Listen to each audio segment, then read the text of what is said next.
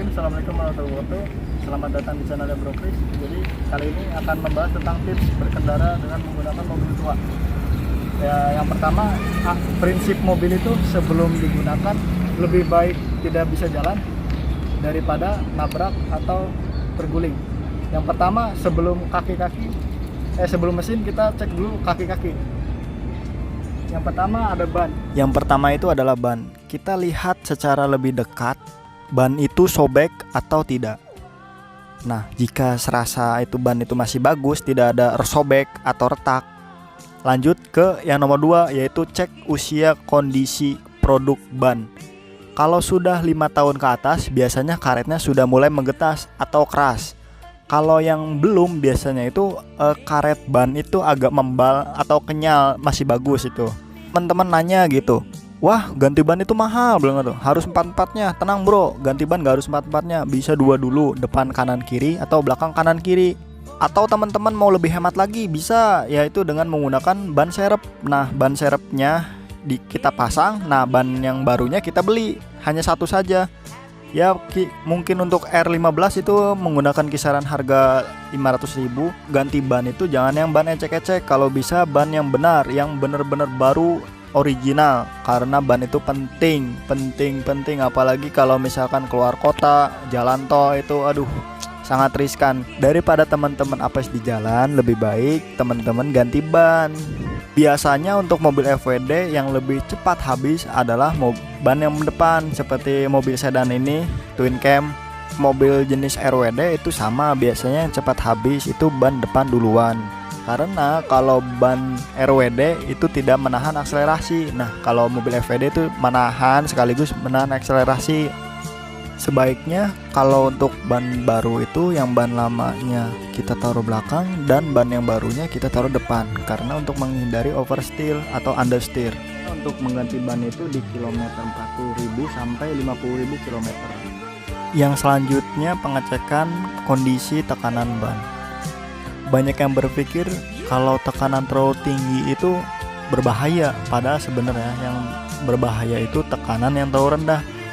Karena ban itu ketika rendah menekuk dan dinding ban bisa terkena aspal, apalagi kalau kondisi bebannya penuh dan dinding ban itu tidak dirancang tahan bergesekan, makanya menyebabkan pecah ban. Banyak kasus-kasus seperti di jalan tol dengan kecepatan tinggi di jalan tol, lalu beban penumpang yang cukup banyak sehingga dinding ban itu lama-kelamaan pecah. Yang selanjutnya setelah pengecekan ban yaitu pengecekan pengereman. Pengereman itu sangat penting sekali, percuma mobil bisa maju tapi tidak bisa ngerem, otomatis celaka. Maka dari itu pengereman itu harus bagus. Yang pertama kita cek kampas rem. Itu biasanya habis sekitar 40.000 km sampai 50.000 km, tergantung gaya berkendara masing-masing. Kalau mobil manual biasanya lebih awet dibandingkan mobil matic. Karena mobil matic itu ketika pengereman mesin itu masih ada gaya dorong. Dan juga menggunakan matic biasanya jarang menggunakan handbrake. Kalau mengganti kampas rem dengan merek yang lain itu tidak apa-apa, asalkan jangan merek yang KW. Misalkan wah ini ori tapi harganya murah, itu biasanya 30.000 km saja itu udah hancur. Sekali lagi, ada harga ada barang, jangan tergiur harga di bawah 300 ribuan lah. Ada beberapa karakteristik mengenai kampas rem. Yang pertama, kalau habis itu nggak bisa ngerem. Dan yang kedua, ada juga yang kampas rem itu kalau habis makan piringan.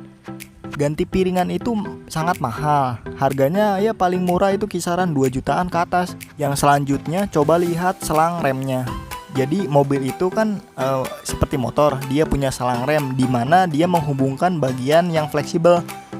Yang ban bisa belok kanan kiri atau suspensinya bisa naik turun, maka memakai selang karet.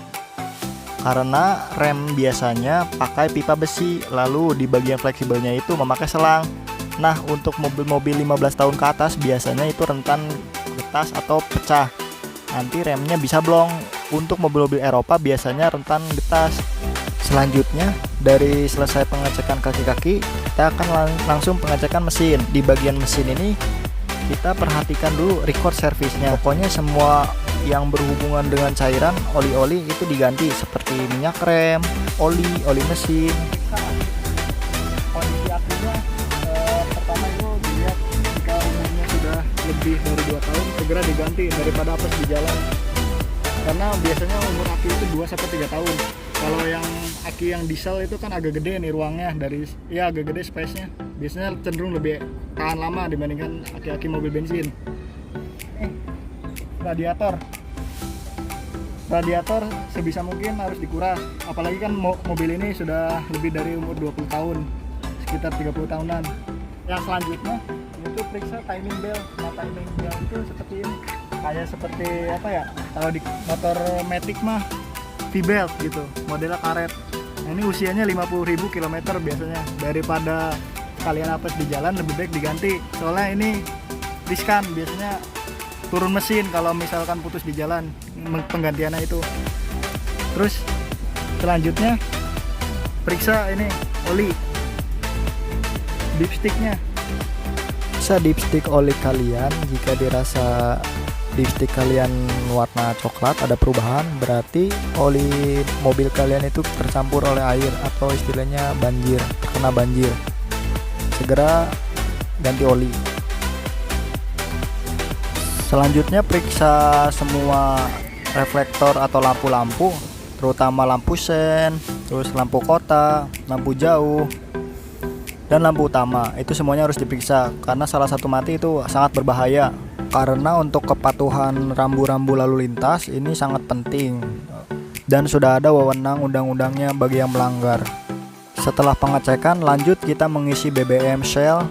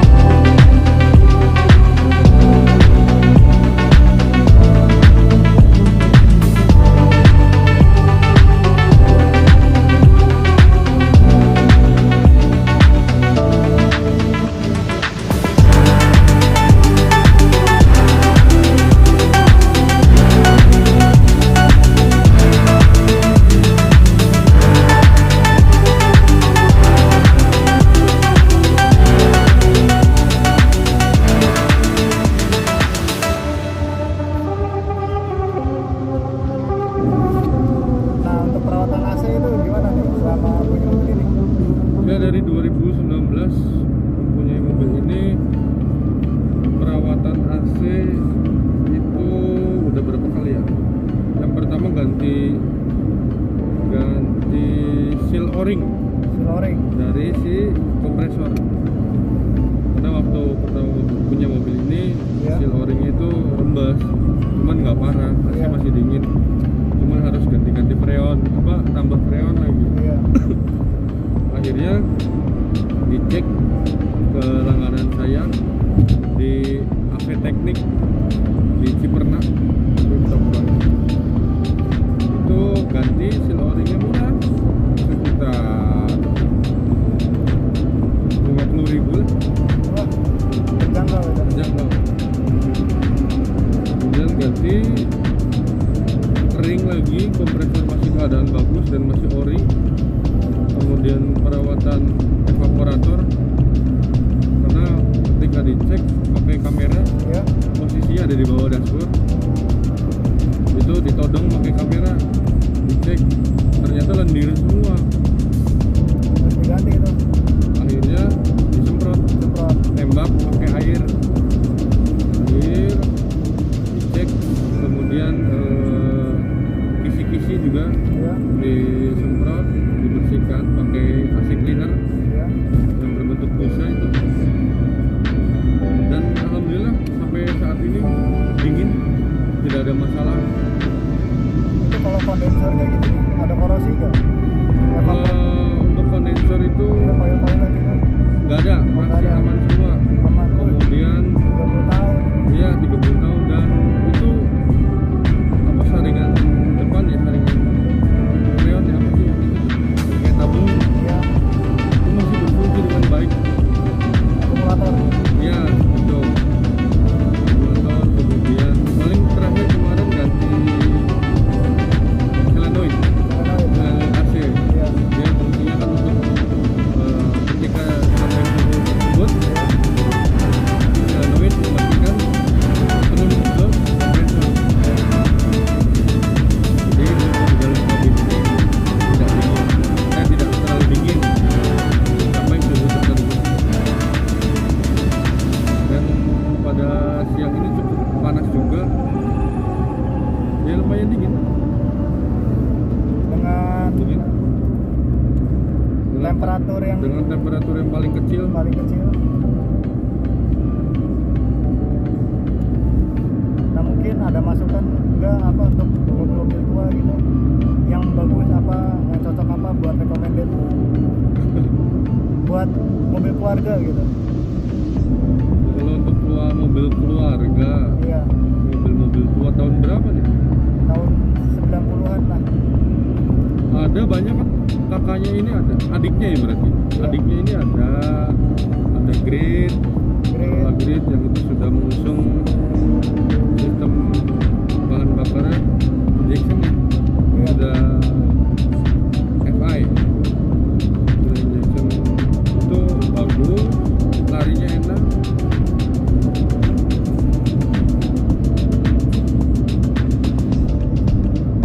Kemudian ada Corolla All New Corolla. All New Corolla All New Corolla ya. tahun All New itu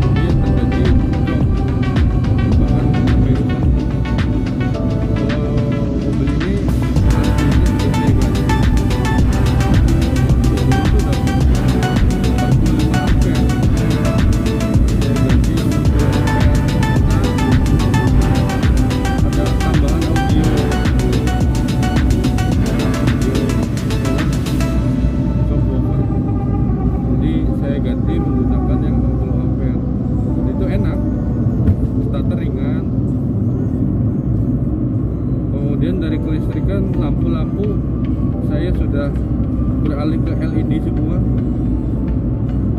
dari lampu depan, headlamp, lampu sen depan, belakang, samping, kanan, kiri, lampu rem, itu lampu mundur juga saya sudah mengganti dengan LED, bohlam tipe LED. Jadi beban dari aki itu ringan. Tipe smoke ya? Ya, kalau headlamp tipe smoke, jadi nggak ketinggalan kayak mobil-mobil sekarang. Jadi lampunya sudah kristal. Nah ini mungkin cukup kedengeran nih road noise kekedapan kabinnya cukup berisik dari kolong-kolong ini, kolong-kolong ban. Ya, jadi banyak suara dari luar juga, Iya, banyak yang masuk. gemuruh karena bannya cukup tipis, 195/50. Ini Jadi- padahal kecepatannya 80. Jadi keredamannya kurang. Iya. Tapi untuk di tapak lebar itu enaknya ketika hujan, daya cengkramnya lebih besar. Tapi ini untuk di luar di luar kota atau di dalam kota lah, lumayan ini, maksudnya kekedapan dari pintu ini tidak masuk, tapi untuk kekedapan dari kolong mobil rasanya